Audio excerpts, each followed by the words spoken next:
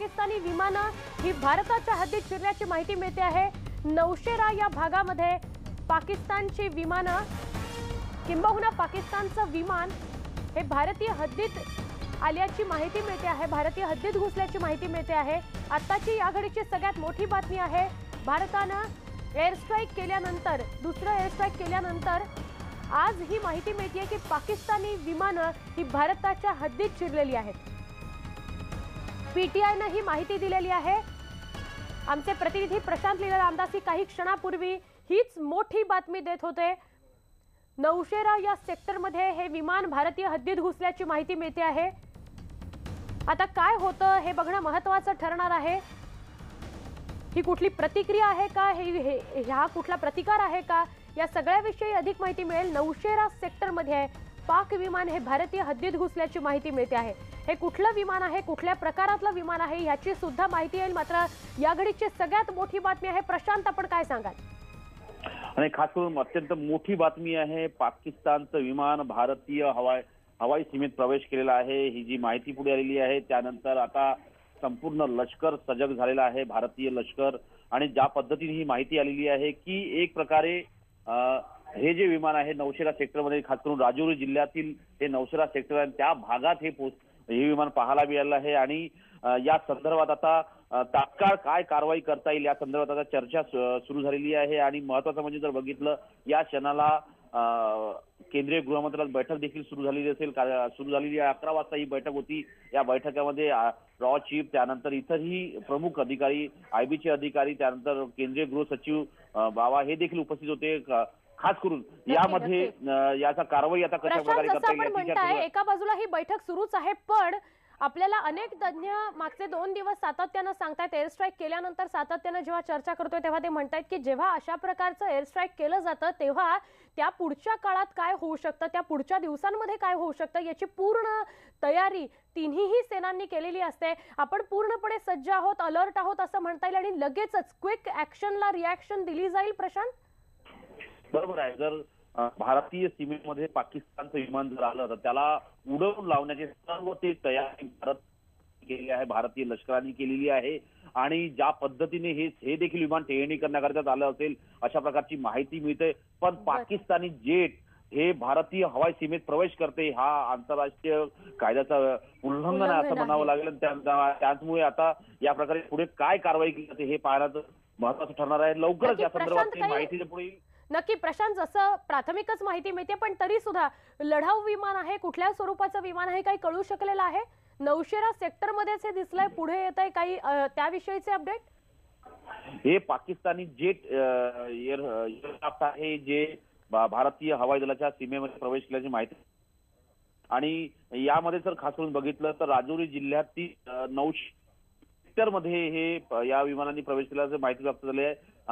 आणि हे जे जेट विमान तत्काळ आयएफएने जी कारवाई केली त्यामुळे त्याला पुशबॅक म्हणजे मागे जावं लागलं असंही माहिती पुढे आलेली आहे।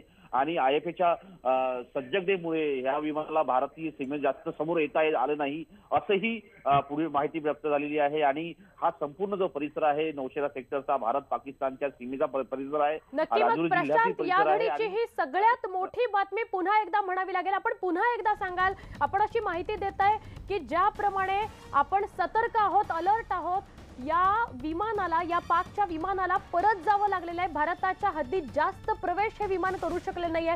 पुन्हा एकदा विनंती करते, पुन्हा एकदा सविस्तर सांगाल नेमकं काय घडलंय? लगेच रोखलं गेलंय या विमानाला आणि मागे जावं लागलेलं आहे, पुशबॅक केलेला आहे आपण या विमानाला। बरोबर आहे। पाकिस्तानचं हे जेट विमान आहे भारतीय हवाई दलाच्या सीमेमध्ये आज प्रवेश केलं होतं, या संदर्भातली माहिती पुढे आलेली आहे। राजौरी जिल्ह्यातील नौशेरा सेक्टरमध्ये हे विमान परत आलेलं विमानाने आपली हवाई सीमा उल्लंघन केली होती। त्यानंतर तत्काळ भारतीय हवाई दलाने ज्या पद्धतीने कारवाई केली आणि त्यांचं जे विमान आहे ते तत्काळ परत पाठवलं, त्याची कारवाई केल्यामुळेच पाकिस्तानच्या हवाई दलाला आपलं विमान हे परत न्यावं लागलं अशी ही माहिती पुढे आलेली आहे।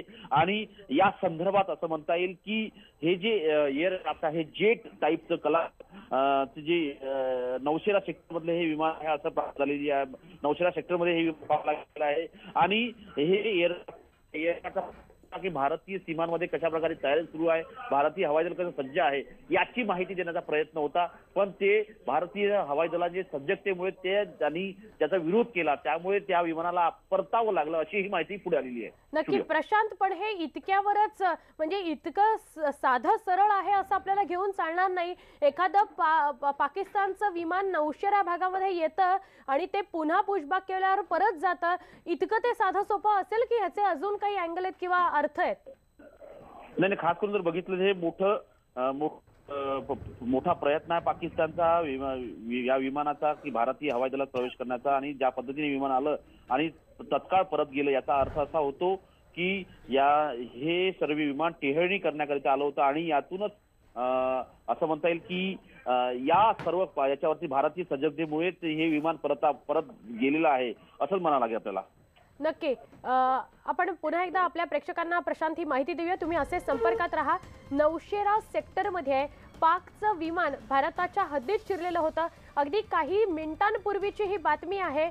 खरं तर आपण कलानमध्ये जे भारतीय विमान कोसळलं, MiG-21 विमान कोसळलं, त्याच्याविषयीची माहिती आमचे प्रतिनिधी प्रशांत लीला रामदास यांच्याकडून घेत होतो आणि त्याच वेळेला प्रशांत यांच्याकडे ही बातमी आली की नौशेरा सेक्टरमध्ये एक पाकिस्तानी विमान घुसलेलं आहे.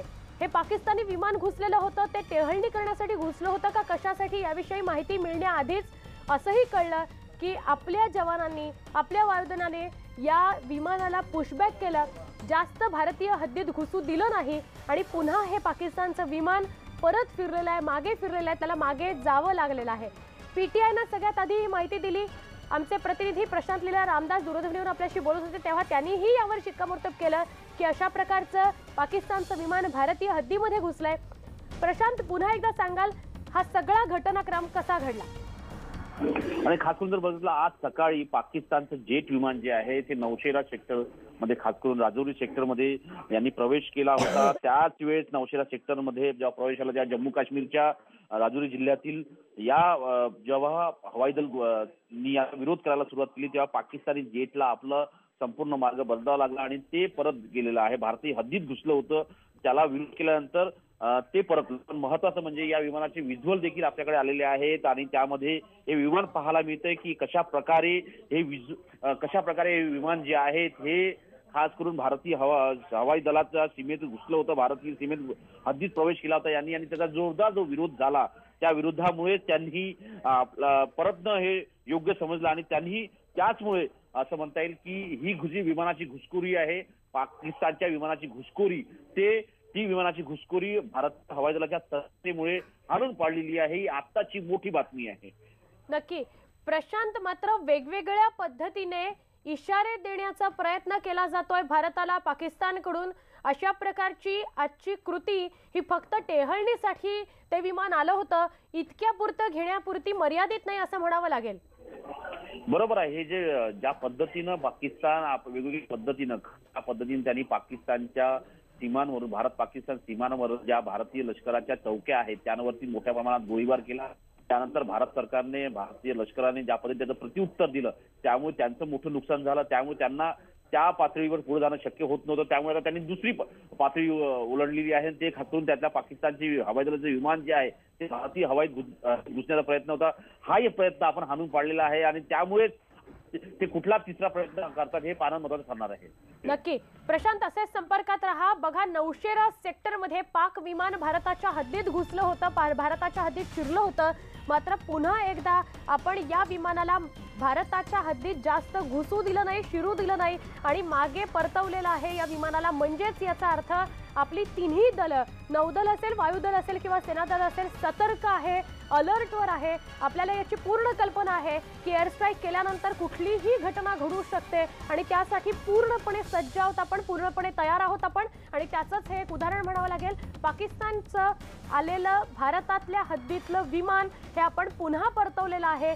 फार जास्त या पाकिस्तानच्या विमानाला हद्दीत प्रवेश करता आलेला नाही. या घडीची ही सगळ्यात मोठी बातमी आहे. आपण पूर्णपणे सतर्क आहोत, सजग आहोत, अलर्ट आहोत, याचंच हे उदाहरण आहे. खरं तर कलाम या गावामध्ये एक MiG-21 हे विमान कोसळलं. दुर्दैवानं या विमानामध्ये दोन्हीही वैमानिक आपले दगावलेले आहेत. टेहळणी करण्यासाठीचं हे विमान होतं. मात्र ही बातमी आपण सांगत असताना 11:10 आपल्यापर्यंत ही बातमी थडकली की नौशेरा सेक्टरमध्ये पाकिस्तानचं एक विमान भारताच्या हद्दीमध्ये प्रवेश करतंय। ही बातमी मिळते ना मिळते, प्राथमिक याविषयीचे कंगोरे समोर येतात ना येतात, तोपर्यंत पाकचं हे विमान आपण माघारी परतवून लावलं, ही सुद्धा बातमी काही क्षणात आपल्यापर्यंत पोहोचली।